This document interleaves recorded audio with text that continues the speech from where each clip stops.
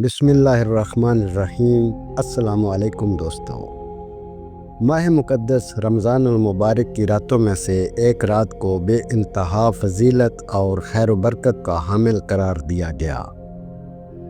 कुरान और अहादीस में मुतअद्दिद मकामात पर इस मुबारक रात की बड़ी अहमियत व फजीलत और अज़मत बयान हुई है। इसकी अज़मत का अंदाज़ा इसी बात से लगाया जा सकता है कि अल्लाह ताला ने कुरान मजीद को इसी रात में नाजिल फरमाया। कुरान मजीद में अल्लाह ताला ने इसे लैलतुल क़द्र के नाम से पुकारते हुए 1000 महीने से ज़्यादा अफजल करार दिया।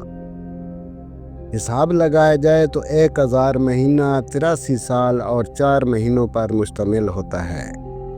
ये अरसा किसी इंसान की पूरी ज़िंदगी के बराबर है।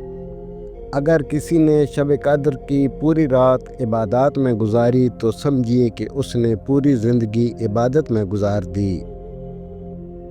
उसे 83 साल और 4 महीनों तक इबादत करने का अज्र मिलेगा, बल्कि अल्लाह चाहे तो उससे भी ज़्यादा अता कर सकता है।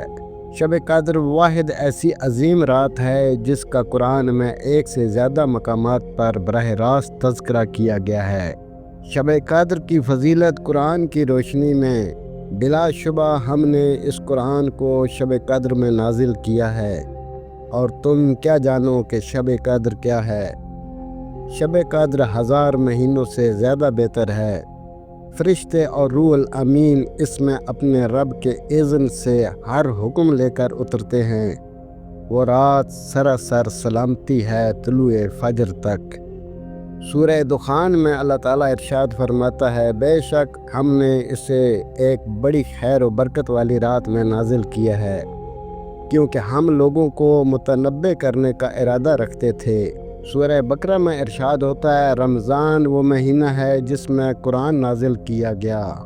इससे ये बात मुकम्मल तौर पर साबित हो जाती है कि शब कद्र रमज़ान मुबारक की ही एक रात है।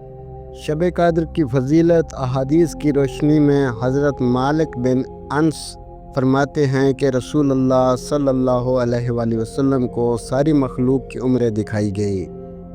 आप सल्लल्लाहु अलैहि वसल्लम ने अपनी उम्मत की उम्र सबसे छोटी पाई तो गमगीन हुए।